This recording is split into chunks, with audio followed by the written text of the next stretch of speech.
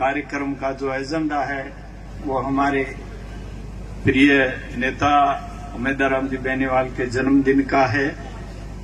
मैं इस अवसर पर आप सभी लोग बड़ी संख्या में पधारे हो और उमेद जी के साथ में बड़ा काफिला के रूप में बड़ी संख्या में लोग आ रहे हैं। वो क्योंकि मुझे जोधपुर जाना था, 11 बजे जाना था, लेकिन मैंने जब पूछा तो वो 12 बजे जाएगी, तो फिर मैंने सोचा 1 बजे, तो मैं देरी से आया। कोई डॉक्टर को दिखाने का घर में कोई काम था, इसलिए जल्दी में था। फिर भी मैंने 2 बजे तक इंतजार किया, लेकिन ऐसे सार्वजनिक जो कार्यक्रम होते हैं उसमें समय लग जाता है। तो मैं मेरी तरफ से जो बधाई देता हूं और सामान्य जो हमारे राष्ट्रीय लोकतांत्रिक पार्टी के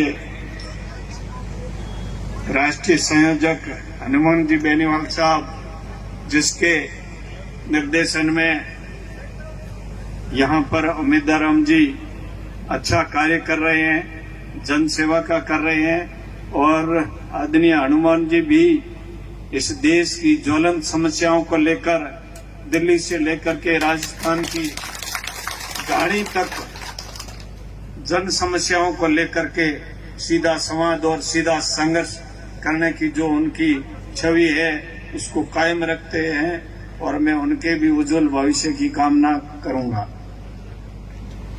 देखिए, राजनीतिक अपनी जगह है, लेकिन एक लड़ने वाला व्यक्ति होता है तो उसके बारे में जो आदमी निडर हो करके जो लड़ता है उसकी प्रशंसा करने में या वो सही बात करने में कंजूसी नहीं करनी चाहिए, ऐसी मेरी मान्यता है। मुझे भी पिछले चुनाव में सामान्य हनुमान बेनीवाल साहब का और उस पार्टी का और तमाम जो किसान समुदाय, उसमें विशेष करके जाट समाज के लोगों का बहुत बड़ा आशीर्वाद मिला, और मैं उस आशीर्वाद तन से, मन से और धन से जो सहयोग दिया है वो अपने आप में मैं पूर्ति कर सकता हूं, क्योंकि मेरे समाज के वापिस वोट आपको अदा करा सकता हूं।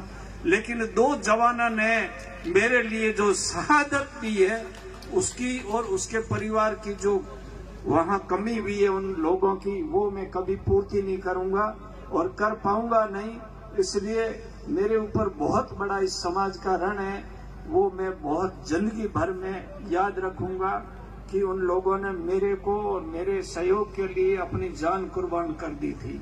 वो मेरे लिए हमेशा मेरे जहन में रहेंगे कि 2 व्यक्ति जिस समाज ने मेरे को एक राजनीतिक पद दिलाने के लिए, वोट देने के लिए, मेरी सभा में आने के लिए उन्होंने जो जान दी है वो मेरे जहन में, मेरे कलेज पर लिखा हुआ है।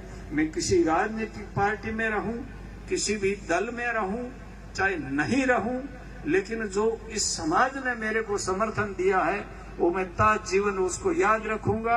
और आगे की राजनीति भी मैं कोई आज आपके मंच से नहीं कह रहा हूं कि आज जाट समाज के लोग यहाँ ज्यादा होंगे या और लोग आरएलपी के ज्यादा होंगे, इसलिए मैं ये बात कह रहा हूं। मैं हमेशा जब सार्वजनिक मंच में बोलता हूं तब यही बात कहता हूं। मैं हमेशा आदरणीय हमारे जो आदर्श रहे गंगाराम जी चौधरी साहब का नाम लेता हूं। मैं हमेशा जो ऐसे महापुरुष रहे हैं, सर छोटू राम जी, शहीद भगत सिंह जी, ऐसे महापुरुषों का नाम लेता हूं। लेकिन मुझे एक बात की जो बिल्कुल टीस है वो आपके सामने रख रहा हूं कि हम लोग शहीद भगत सिंह के जीवन को नहीं पढ़ रहे हैं। इन बुजुर्गों से नहीं कहना चाहता हूं, ये जो युवा टीम बैठी है नी, इससे कहना चाहता हूं कि शहीद भगत सिंह के जीवन को पढ़िए। आज वो हम जिस प्रकार के जो राजनीति जिस तरीके की चल रही है इस देश में, वो SC, ST, OBC और माइनॉरिटी के हित में नहीं है। ये हम लोगों को सोचना पड़ेगा। हम भले ही किसी का झंडा उठा करके चलते होंगे, हम जो सपना लेकर के चल रहे हैं कि किसान का बेटा मुख्यमंत्री बने, लेकिन जब भी किसान के बेटे और जब भी विधानसभा में ज्यादा संख्या में पहुंचे हैं, तब भी उस दूसरे वर्ग के लोगों ने षड्यंत्र करके टारगेट बनाया कि जाट का बेटा नहीं बनना चाहिए मुख्यमंत्री। और उस लड़ाई को हनुमान जी बेनीवाल साहब लड़ रहे हैं, लेकिन हमारे गले नहीं उतरेगी।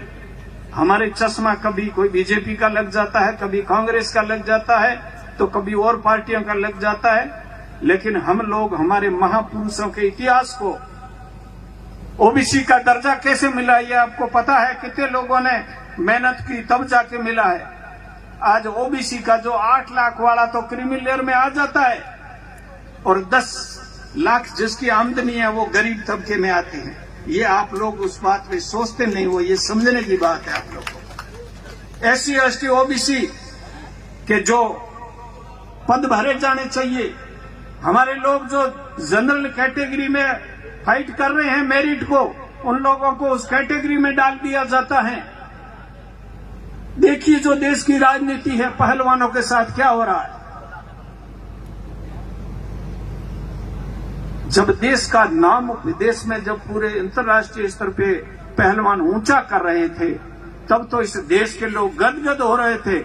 आज जब उन्हीं पहलवानों के साथ अत्याचार और जुल्म होता है, तब उसको एक जाति के बंधन में बांध करके और उल्टे सीधे कमेंट्स करने लग जाते हैं। ये लोगों को, ये करने वाले कौन लोग हैं, उनको याद नोट करना चाहिए इस जहन में, तब जाकर के हम देखेंगे कि हम लोग सही रास्ते पर हैं। आज जब बजरी का मुद्दा उठा रहे थे हनुमान जी बेनीवाल साहब, मैं बहुत कमेंट्स नहीं करता हूं, कभी कमेंट्स नहीं करता हूं। कुछ लोग करते हैं छोटी मोटी अच्छी बातों में, किसी जाति, राजनीति या किसी धर्म या व्यक्ति के बारे में कभी कमेंट्स नहीं करता हूं। जो एक सच्चे इंसान को, एक अच्छे नागरिक को करने चाहिए, जो शोभा नहीं देता वैसा कभी नहीं लिखता हूं। लेकिन जिस प्रकार के मैं कमेंट्स लोगों के देख रहा हूं, तो लोग खड़े हो जाते हैं। बजरी में किसको लूटा जा रहा है? अकेले की जाटों पे हो रहा है क्या? बजरी के पैसे भरने पड़ते हैं। जो व्यक्ति झूंपड़ा बना करके बैठ रहा है, उसको बजरी की जरूरत है, लेकिन खड़े हो जाते हैं। फिर हनुमान जी को कहना पड़ा कि जो लोग उसके बजरी माफिया के पक्ष में खड़े हो रहे हैं, उनको फ्री दे दे वो अपनी समाज को, मैं बिल्कुल मेरा आंदोलन वापस ले लूंगा। दिया क्या फ्री? लेकिन नहीं, जाट का बेटा आवाज उठा रहा है, भले सही उठा रहा है, लेकिन जो वैचारिक विरोधी लोग हैं वो आपका विरोध करेंगे ही करेंगे। आप भले भूल करो, लेकिन वो लोग नहीं चूकेंगे जिन लोगों ने जिंदगी भर SC ST OBC जिनको गुलाम बना के रखा है। और आज जो गुलाम और नीचे जो पकड़ों की जगह बैठने वाला व्यक्ति अगर मंच में बैठता है, कुर्सी पे बैठता है, तो उन लोगों को, जिन लोगों ने सदियों से लोगों को झुका के रखा, उनको तकलीफ होनी स्वाभाविक है। आज जो मैं बोलता हूं, आप देख लेना कल कौन कौन लोग मेरे खिलाफ के कमेंट्स करेंगे, वो मुझे पता है। आपको पता है कि आज मेरी जान को कितना खतरा है। मेरे साथ में गनमैन क्यों खड़ा है? मैं कोई बहुत बड़ा कोई यहां का लीडर हूं क्या? लेकिन ये मेरे समाज ने दिया है। आवाज सच्चाई की उठाना भी खतरे से कम नहीं है। हम लोग, और विशेष करके अनुसूचित जाति और जनजाति के लोग, हम लोग तो आप लोगों के बल पर इतनी आवाज उठा रहे हैं कि कुछ लोग तो दबाना चाहते हैं, लेकिन जो किसान वर्ग है, जो लोग हमें सामान्य सीट से वोट दे सकते हैं, तो हमारे साथ में खड़े भी हो सकते हैं। तो इसलिए मुझे इस किसान वर्ग से बहुत उम्मीद है। मैं अपना बड़ा भाई मान करके अनुसूचित जाति और जनजाति का, हम आपके साथ कंधे से कंधा मिला के चलेंगे।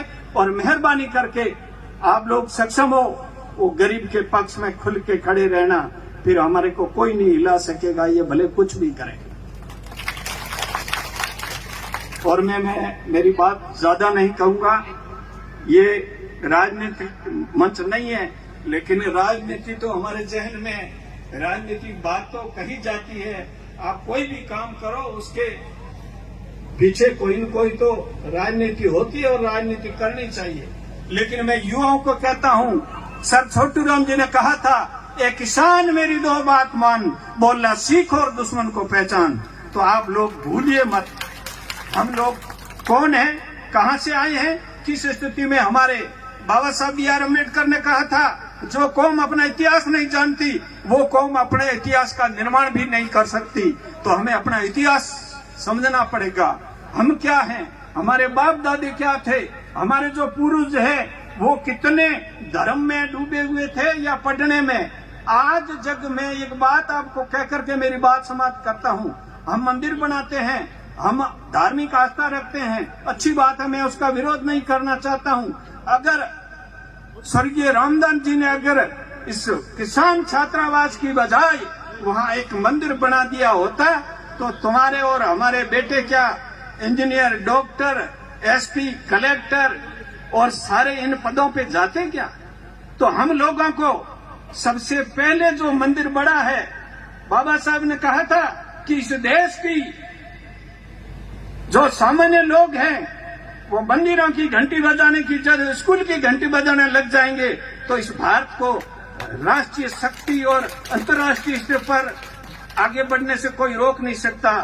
मैं मेरी बात को विराम देता हूं। आप लोगों ने मुझे जो सम्मान दिया उसके लिए मैं आपका दिल से आभारी हूं। मंच पर किसी का मैं नाम नहीं ले पाया, सामान्य महंत जी पधारे हैं, उनके चरणों में वंदन। लेकिन मैं जो मेरी बात हमेशा कहता हूं वो मैंने कह दी है, आगे साथ में रहेंगे, आगे बढ़ेंगे, किस पार्टी में रहेंगे, लेकिन सब लोग SC, ST, OBC और माइनॉरिटी एक बैनर तले रह करके इस भारत के संविधान को बचाएंगे।